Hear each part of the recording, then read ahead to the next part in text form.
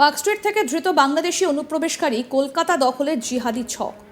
না হলে কেন পার্ক স্ট্রিটে বাংলাদেশি অনুপ্রবেশকারীরা ঘোরাফেরা করবে, এটাই প্রশ্ন। বেআইনিভাবে ভারতে প্রবেশের অভিযোগে তাকে গ্রেফতার করা হয়েছে খাস কলকাতার পার্ক স্ট্রিট, যেখানে এখন ক্রিসমাস এবং নিউ ইয়ার্কের জন্য সেজে উঠেছে এবং বিভিন্ন লোক পার্ক স্ট্রিটে ভিড় করেছেন। সেখানেই এলাকা থেকে বাংলাদেশি গ্রেপ্তারিকে কেন্দ্র করে রীতিমতো আতঙ্ক তৈরি হয়েছে। তদন্তকারীদের অনুমান, অনুপ্রবেশের পর ধৃত এদেশের ভুয়ো পরিচয়পত্র তৈরি করে বসবাস করছিল। প্রসঙ্গত বলি, বাংলাদেশের এই গোটা পরিস্থিতির পরই সীমান্তে অনেক ক্ষেত্রেই বেড়েছে নজরদারি। রাতে যাতে কেউ সীমান্ত পেরিয়ে প্রবেশ করতে না পারে সেই দিকে বাড়তি নজর রেখেছে প্রশাসন। রাজ্য জুড়ে চলছে ধরপাকড়। নদিয়াতেও গ্রেফতার করা হয়েছে অবৈধভাবে প্রবেশ করা বাংলাদেশিদের। আর এই পরিস্থিতিতে কলকাতার মার্কুইস স্ট্রিট থেকে গ্রেফতার এক বাংলাদেশি, তার নাম মোহাম্মদ আবিউর রহমান বলে জানা গিয়েছে। পুলিশের তরফে আরও জানা গিয়েছে, বাংলাদেশের নারাইলে থাকেন এই ব্যক্তি। তার থেকে ভুয়ো আধার কার্ড পাওয়া গিয়েছে বলে খবর।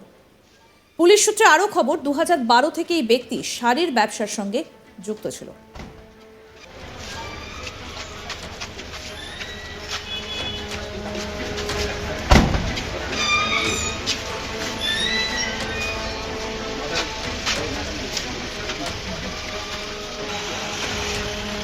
ওদিকে চলো, ওদিকে চলো।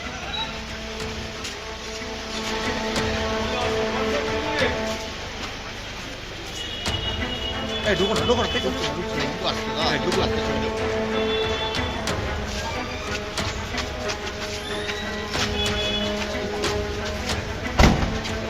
বৈধ নথি ছাড়াই কোনোভাবে ভারতে প্রবেশ করেছিল অভিযুক্ত। এরপর নাকি সে এই দেশে থেকেই বানিয়ে ফেলেছে ভারতের ভুয়ো পরিচয়পত্র। সেই নথি ব্যবহার করে কলকাতায় বসবাস করছিল যুবক। গোপনে খবর পেয়ে তাকে গ্রেফতার করেছে পুলিশ। মার্কুইস স্ট্রিটে হানা দিয়ে তাকে গ্রেফতার করা হয়। মনে করা হচ্ছে প্রতারণামূলক কাজে জড়িত ছিল ওই যুবক। উল্লেখ্য, হাসিনা সরকারের পতনের পর থেকেই উত্তপ্ত বাংলা। চিন্ময় কৃষ্ণ দাসের গ্রেপ্তারে অশান্তি চরমে পৌঁছেছে। হিন্দুদের ওপর অত্যাচারও হয়েছে। এই আবহে প্রাণ বাঁচাতে সীমান্ত পেরিয়ে অনেকেই এই দেশে চলে আসছেন, কিন্তু তার মধ্যে অনেকেই রয়েছে যারা হয়তো নাশকতা করতেই হয়তো এখানে এসেছে, যার ফলে নজরদারি বেড়েছে সরকারের।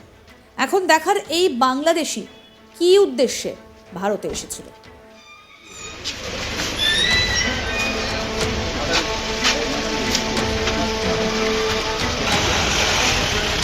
ওদিকে চলো, ওদিকে চলো।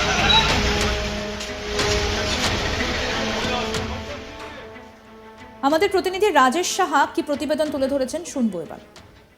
ফের কলকাতার পার্ক স্ট্রিট থেকে গ্রেপ্তার অবৈধ অনুপ্রবেশকারী বাংলাদেশি। আরও এক বাংলাদেশি গ্রেপ্তার হলো কলকাতা পুলিশের হাতে।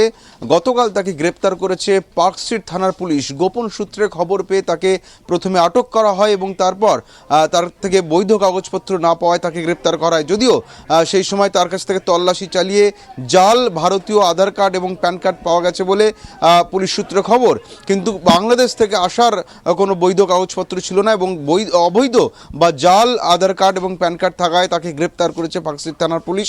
ধৃতের নাম মোহাম্মদ আবিদুর রহমান বলে পুলিশ জানিয়েছে এবং যারা পুলিশ সূত্রে জানা যাচ্ছে যে এই ব্যক্তি 2012 সাল থেকে ইম্পোর্ট এক্সপোর্ট ব্যবসার সঙ্গে যুক্ত এবং শাড়ির ব্যবসার সঙ্গে তিনি যুক্ত ছিলেন। ইম্পোর্ট এক্সপোর্ট ব্যবসার কারণে বাংলাদেশ থেকে ভারত মাঝে মধ্যে তিনি যাতায়াত করতেন বলে পুলিশ সূত্রে দাবি। 2012 সাল থেকে 2023 সাল পর্যন্ত মাঝে মধ্যেই ভারত থেকে বাংলাদেশ থেকে ভারত তিনি যাতায়াত করতেন। ব্যবসায়িক কারণে তিনি আসতেন। তখনও পর্যন্ত তিনি বাংলাদেশের নাগরিক ছিলেন এবং সেই নাগরিকত্ব পরিচয় নিয়েই তিনি ভারতে আসতেন ব্যবসার কারণে। কিন্তু 2023 সালে তিনি ভারতবর্ষে প্রবেশ করেন এবং তারপর আর বাংলাদেশে ফিরে যাননি। তিনি অবৈধভাবে ভারতে থাকা শুরু করেন এবং যেটা জানা যাচ্ছে যে খিদিরপুর এলাকায় একটি বাড়ি নিয়ে তিনি থাকতে শুরু করেন। মোহাম্মদ আবিদুর রহমান এবং ক্রমেই ভারতীয় নাগরিকত্ব পাওয়ার জন্য অবৈধ উপায়ে টাকা দিয়ে সে জাল আধার কার্ড বানিয়ে ফেলে এবং পাশাপাশি জাল প্যান কার্ড পর্যন্ত বানিয়ে ফেলে।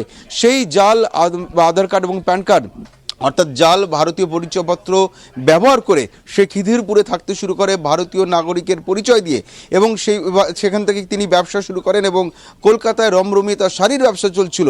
মার্কেট স্ট্রিটে তার নিত্য যাতায়াত ছিল বলে পুলিশ সূত্রে খবর এবং খিদিরপুর থেকে মার্কেট স্ট্রিটে প্রায়ই আসতো ব্যবসার কারণে। যদি কয়েকদিন ধরেই পুলিশের কাছে গোপন সূত্রে খবর আসে যে খিদিরপুর থেকে এই মার্কেট স্ট্রিটে আসা শাড়ি ব্যবসায়ী আসলে কিন্তু বাংলাদেশি অনুপ্রবেশকারী, তিনি ভারতীয় নন এবং জাল পরিচয়পত্র ব্যবহার করছেন বলে গোপন সূত্রে খবর পায় কলকাতা পুলিশ এবং গতকাল সন্ধ্যাবেলা ফের মার্কেট স্ট্রিটে যখন মোহাম্মদ আবিদুর রহমান আসে সেই সময় পার্কস্ট্রিট থানার পুলিশ সেখানে পৌঁছায় এবং তাকে আটক করে তাকে জিজ্ঞাসাবাদ করা হলে সে নিজেকে ভারতীয় বলে দাবি করতে থাকে।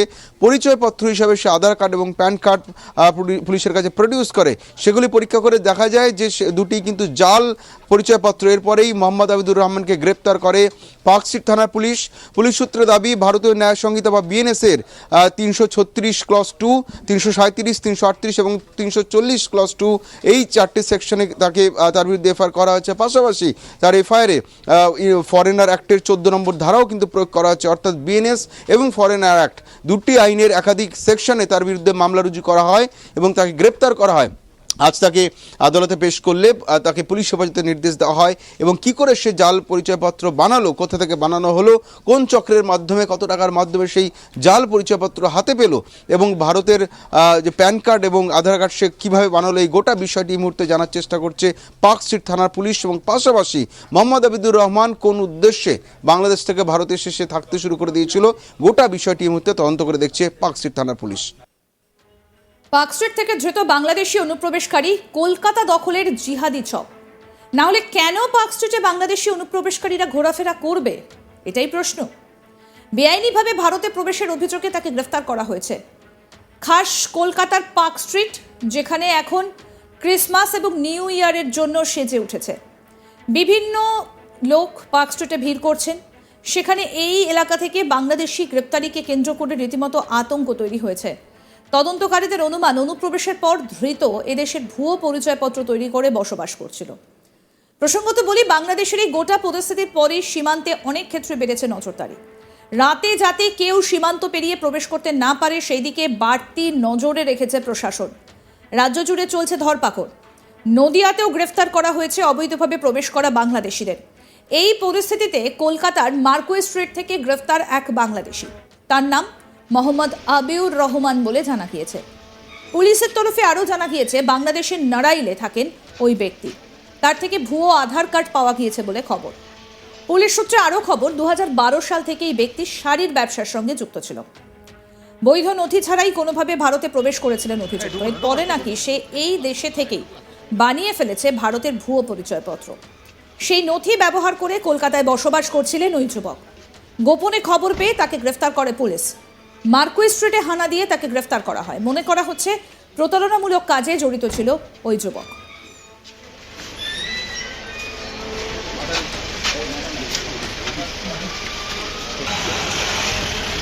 ওদিকে চল, ওদিকে চল।